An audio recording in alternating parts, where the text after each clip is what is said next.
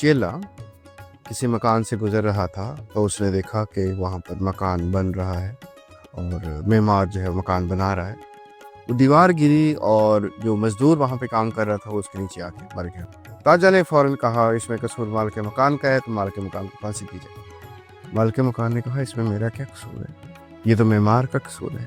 राजा ने कहा मेमार को पकड़ के लाया जाए और मेमार को फांसी दी। मेमार ने कहा मेरा क्या कसूर है, ये तो गारा बनाने वाले का बहिश्ती का कसूर है, जिसने मश्क से पानी लाकर इसमें डाला, उसने पानी ज़्यादा डाल दिया और गारा कच्चा बना, गारा पतला बना, जिसकी वजह से ईंटें जो है वो सही जम नहीं रही थी। राजा ने फौरन बहिश्ती को पकड़ने का हुक्म दिया।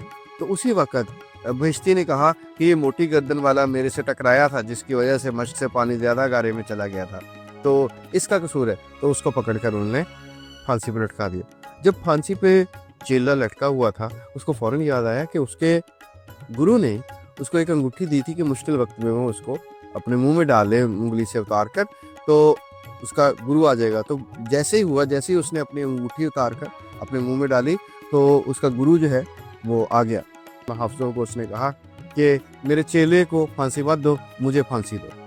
कहता है कि आज बहुत मुबारक दिन है और आज जो बंदा फांसी लेगा, जो मरेगा, वो सीधा स्वर्ग जन्नत में जाएगा, तो इसलिए इसकी जगह पर मुझे फांसी दीजिए।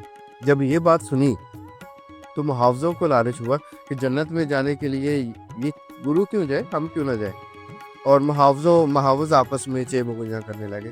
ये बात वज़ीरों तक पहुंची तो वज़ीर इसके बारे में चेमुगुइयाँ करने लगे कि हमें फांसी दी जानी चाहिए। और बिलाखिर जब ये बात राजा तक पहुंची कि आज जो बंदा फांसी लटकेगा वो जन्नत में जाएगा, तो राजा कहने लग गया कि सबसे ज़्यादा हक जन्नत में जाने का वो मेरा है, तो इसलिए मुझे फांसी दी जाए।